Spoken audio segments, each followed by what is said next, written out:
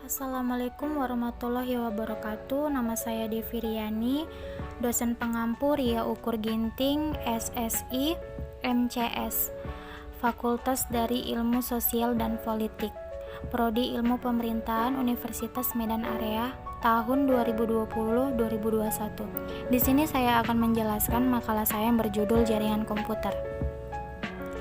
Bab pertama, Sejarah Jaringan Komputer.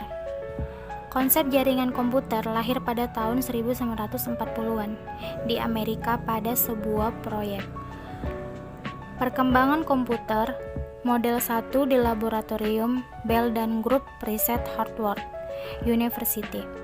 Proyek ini dipimpin oleh Profesor H. Aiken. Pada mulanya proyek ini hanyalah ingin memanfaatkan sebuah perangkat komputer yang harus digunakan bersama.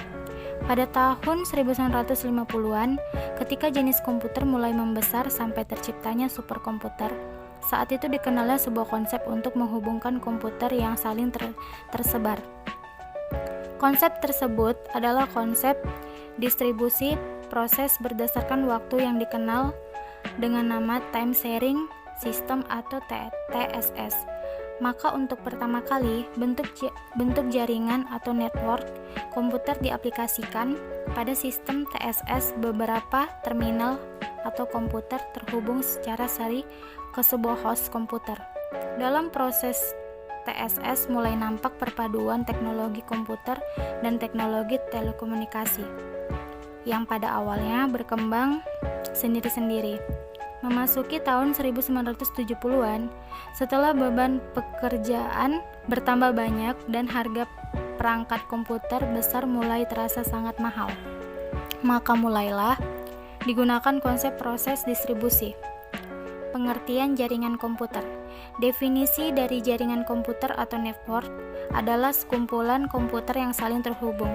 Secara sederhananya, kumpulan tersebut minimal dapat terdiri dari dua buah komputer atau dengan peralatan lain, misalnya printer. Pada dasarnya, fungsi jaringan tersebut adalah saling berkomunikasi.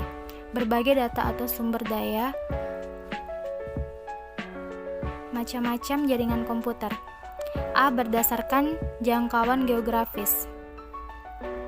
LAN atau Local Area Network merupakan jaringan yang hanya mencakup wilayah kecil saja, semisal warnet, kantor, atau sekolah.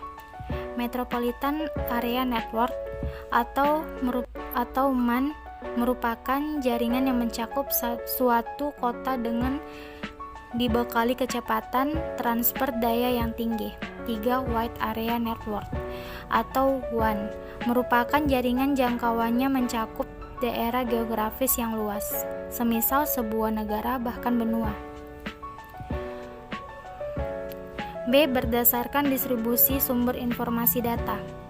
1. Jaringan terpusat adalah jaringan yang terdiri dari komputer atau klien dan komputer server, di mana komputer klien bertugas sebagai perantara dalam mengakses sumber informasi atau data yang berasal dari komputer server. Jaringan 2. Jaringan terdistribusi. Jaringan ini merupakan hasil perpaduan dari beberapa jaringan terpusat sehingga memungkinkan beberapa komputer, server, dan klien yang saling terhubung membentuk suatu sistem jaringan tertentu. C. Berdasarkan media transmisi data yang digunakan. 1. Jaringan berkabel atau wired network. 2. Jaringan nirkabel atau wireless network. D. Berdasarkan peranan dan hubungan tiap komputer dalam memproses data. 1. Jaringan klien server. 2. Jaringan peer-to-peer. E. Berdasarkan topologi jaringan yang digunakan. 1. Topologi bus. 2. Topologi ring. 3. Topologi star. 4. Topologi tree. 5. Topologi mesh. Manfaat jaringan komputer. Sharing resource. 2. Media komunikasi. 3. Integrasi data. 4. Pengembangan dan pemeliharaan. 5. Keamanan data. 6. Sumber daya lebih efisien dan informasi terkini. Penutup, kesimpulan jaringan komputer adalah kumpulan dari sejumlah perangkat berupa komputer, hub, switch, router, atau perangkat jaringan lainnya yang terhubung dengan menggunakan media komunikasi. Saran demikian yang dapat saya paparkan mengenai materi yang menjadi pokok bahasan dalam makalah ini.